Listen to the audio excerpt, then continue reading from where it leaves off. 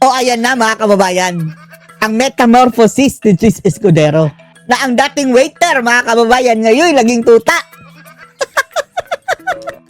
Kung dati taga-bitbit lang ng baso ng champagne glass mga kababayan ni Admiral, ngayon tuta na ni Ngagba, naging aso, puppy ng kanyang among bangag mga kababayan, Diyos ko. At wag ka mga kababayan. Bagamat binabatikos ito si Cheese Escudero ng mga makakaliwa dahil sa ginawa niya to dati na hindi finortweed mga kababayan yung impeachment ni VP Sara, nakalaunan tama naman sabi ng Supreme Court. Nagdamdam ang mga makakaliwa. Kaya ayaw nila kay Cheese mga kababayan na mag-preside sa impeachment case si VP Sara, pero subalit natapwat, pinagtanggol ito ni BBM.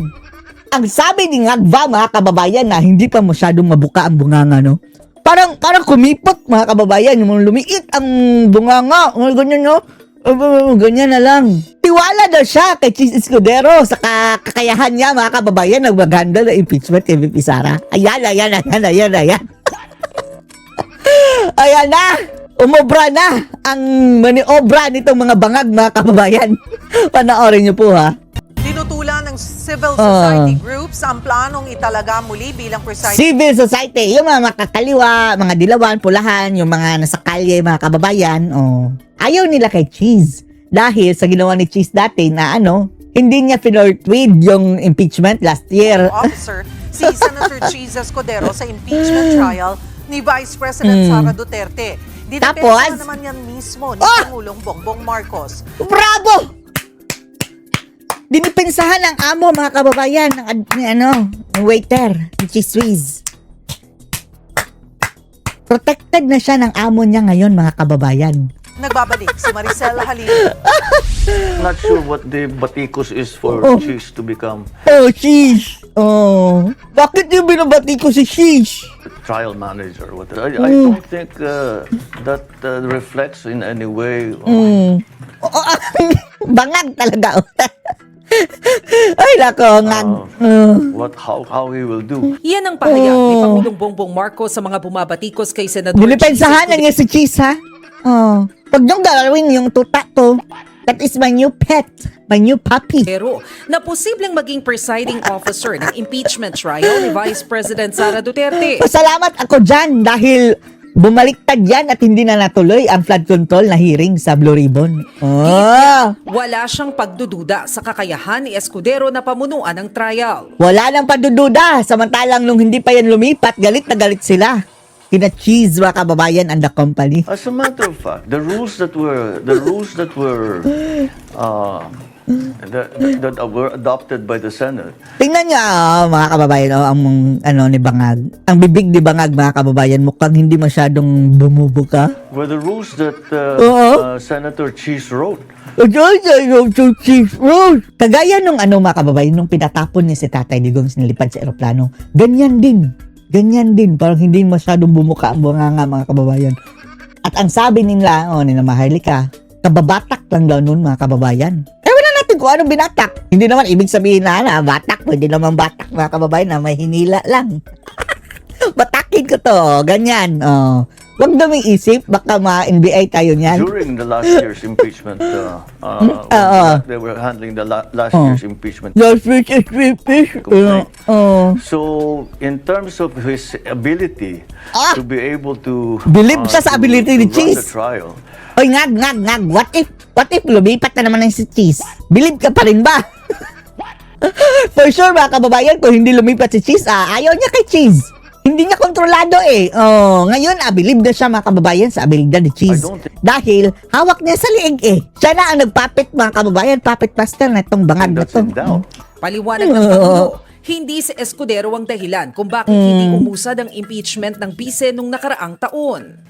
Pinagtanggol na. Sino ba Senate President doon? Di ba si Cheese? If you remember, the reason that the impeachment trial last year came to a stop was because of the Supreme Court decision. And that had nothing to do with Senator Cheese.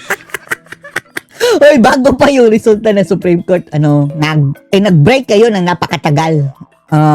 Dahil nag-eleksyon. So kung sinabi ni Cheese na, sige, ituloy lang natin to, di pwedeng natuloy-tuloy yun, mga kababayan, kahit wala pang Supreme Court. Matatanda ang binatikos noon si Escudero dahil sa pagkakadelay ng impeachment case matapos ibalik ng Senado ang Articles of Impeachment. Okay na sana si Cheese Swiss dati, mga kababayan Ngayon, bumangag Na-hostage kasi, takot makulong Mabuti ba to? Si mga kababayan, yan si Junggoy, mga kababayan. Nagpakalalaki pa kahit may issue sa pagiging mga kababayan, bakla. Ngayon, naisip natin na baka issue lang talaga yun o bintang na yun sa kanila dahil hinarap talaga niya ang kanyang asunto, mga kababayan, na binibintang sa kanya. Nagpakalalaki siya. Di ba, Jinggoy? Ngayon, ang naging bakla ngayon, mga kababayan, si Cheese Escudero, Kilay, at saka si Joel Villanueva. Imbes na magdaos ng trial. Naging controversial dyan ang interpretation sa constitutional rule na forthwith. Pero sa inilabas na desisyon ng Supreme Court, sinabi nitong nagalit sa forthwith, mga kababayan. Bakit hindi daw forthwith ni ni Cheese? Tapos ayaw niyang tanggapin ang desisyon ng Korte Suprema dahil pwede daw unanimous mistake. Ang forthwith ay hindi nangangahulugang instantaneously o agad-agad, kundi sa loob ng makatwirang panahon. At ngayon, na higit 2 linggo o sa July 6, formal sisimula ng impeachment trial ni VP Sara. Malapit na pala. Ang pinagpipili ang presiding officer. Ayan. Lacson. Si Cheese. Pero okay na si Bangaglan ang director, mga kababayan, producer at scriptwriter ng impeachment na yan is Ngagba. So approve na siya kay Cheese. So malamang si Cheese na. Hindi pwede si Gatchalian, hindi abogado, mga kababayan hindi alam kung paano patakbuhin. Otherwise, ang natitirang abogado sa kanila, mga kababayan, si Matsing. Na, for the first time in history, mayroong Matsing, mga kababayan, na magpe-preside ng impeachment. Sina Senador Escudero at Senador Kiko Pangilinan. Pero sabi ni Lacson, nakakuha sabi ni Tuta, ay aso. Ang sabi ni Cayetano, aso daw to. Consensus na si Escudero ang italaga bilang presiding officer dahil abogado ito at may kaalaman na raw sa impeachment proceedings. Kumusta pala yung di ba, nag-crash course daw si Tuta Soto, mga kababayan, dahil siya na ang magpe-preside. Nagpa-enroll, mga kababayan, ng mga lesson. Ayun, nasipa. Inahan ito ng ilang civil groups. Nasipa. Ayon sa Tindig Pilipinas, Tindig Pilipinas na naman. hindi porket may legal background. Dapat si Escudero na ang piliin para sa posisyon. Magsenador muna kayo. Hindi lang basta-basta Si Matsing na lang. exercise ang impeachment trial. Di ba si Matsing ang una yung mga kababayan gawin ng impeachment manager. Ngayon, gawin nyo ng impeachment presider. Ito raw ay isang constitutional at political process kung saan dapat pinagkakatiwalaan ng publiko ang sino mang mangangasiwa nito. Diyos ko Lord, may makapagpatiwalaan pa ba dyan? Wala na kaming tiwala lahat dyan ng mga ungas na yan na nasa majority. Panawagan nila, sana i-reconsider ng Senate Majority Bloc si ang Gatchalian. plano at hayaang si Senate President Win Gatchalian na ang maging presiding judge. Ganyan na ba kahudas talaga si Gatchalian, mga kababayan? Simple lang kasi tahimik lang yan, mga kababayan tapos mayroon tayong mukhang hindi alam dyan ang pinaggagawa niya si Gatchalian. Bakit bumangag yan? Dati-rati, mga kababayan, sip-sip yan sa mga Duterte sa makatuwid. Nagpasip-sip pa yan kay Tatay Digong dati, ha? Sino nga ba? Si Doc Loren Badoy ata yung, mga kababayan, nagsabi na pumunta pa nga yan daw sa Davao. Tapos nung president si Tatay Digong, and then naki-join doon sa cause si Tatay Digong na yung sa may mga cancer na bata. Sige, punta si Gatchalian, nag-donate daw, mga kababayan, para doon sa mga bata. Pero gusto niya, may mga seremonya at doon siya. Gagamitin niya si Tatay Digong para sa publicity, mga kababayan. Ayun, hindi daw sinipot si Tatay Digong Duterte. Butata! Napahiya si Gatchalian. Tapos, noong 2022, pumunta din daw yan ng Davao para gustong maging Vice President ni VP Sara Duterte. Tinanggihan! Ngayon, mga kababayan, parang si Trillanes na nagalit. Gusto nang ipa-impeach si Sara. Una nang sinabi ni Senate President Gatchalian na hindi pa final na si Escudero ang mangunguna sa impeachment trial. Hindi yan sampal sa'yo, Sherwin. Ikaw ang Senate President tapos hindi ikaw mag-preside. Si Tuta nga Willing nga si Tuta mag-learn. doesn't prescribe any Oh. requirement on lawyers. No? So, Pero, isip-isipin mo na lang ang kapasidad mo. Wala kang alam. Hindi ka nga lang nag-first year sa law. ang gusto ng Constitution, as layman as possible yung No! Gagawin mo yung dog show. proceedings. This Sige, is a ipilit political mo. process. Ipilit mo. Tingnan natin kung alam mo. Yung mga overruled, sustained, mga ganyan-ganyan, mga kababayan. At kaya mga senador ang hukom o ang judges. Sana nga hindi na nga ganyan, mga kababayan, no? Ang impeachment, dapat ibigay na lang yan sa Korte Suprema dahil alam nila kung paano mag-handle ng kaso. Etong mga buang na to is wala nang kaalam-alam dyan, mga kababayan, kung paano patakbuhin ang isang trial. Dahil this is a political process. Nang tanungin Although it's a political process, mayroon ding legal aspect dyan, ungas. Hindi lang yan purely political dahil kung purely political yan, wala nang hearing. Diretso na kayo botohan. kung kaya ba niyang maging presiding officer. Sagot niya, Kakayanin natin, no? Ito kayanin, Masakit pala sa puwet niya, mga kababayan, na si Cheese. Ipaglaban mo. Gatsa yan.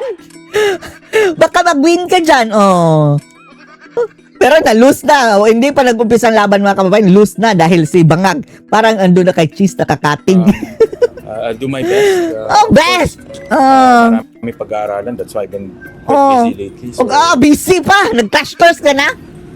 pipilitin natin. Wag mong pilitin. Baka dudugo. kapag talaga ang Senado, suportado ito ni Pangulong Marcos.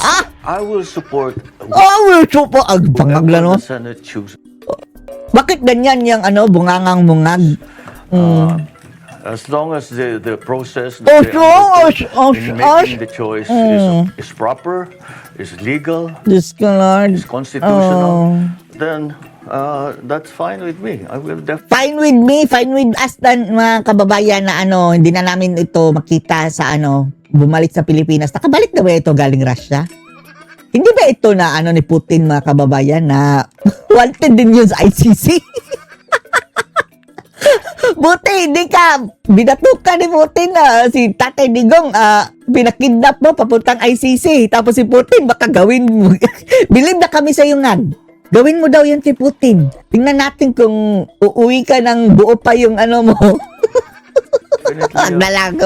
Definitely Ay, nako. do whatever we can to work together with the legislature, with the Senate in particular, Ay, to nako. make sure that things go smoothly. Ngag. Nag-jumping jack ka sa Russia, ngag. Sana napakitang gilas ka ng jumping jack doon. Nagbabalita mula sa frontline, Maricel Halili, Nagbabalita ng walang... ay, nako, Tingnan mo itsuran. News 5. Layas! Ungas! O ano masasabing dito, mga kababayan, na pinagtanggol na ni Ngagva ang kanyang bagong tuta na si Chismis? Post your comments below.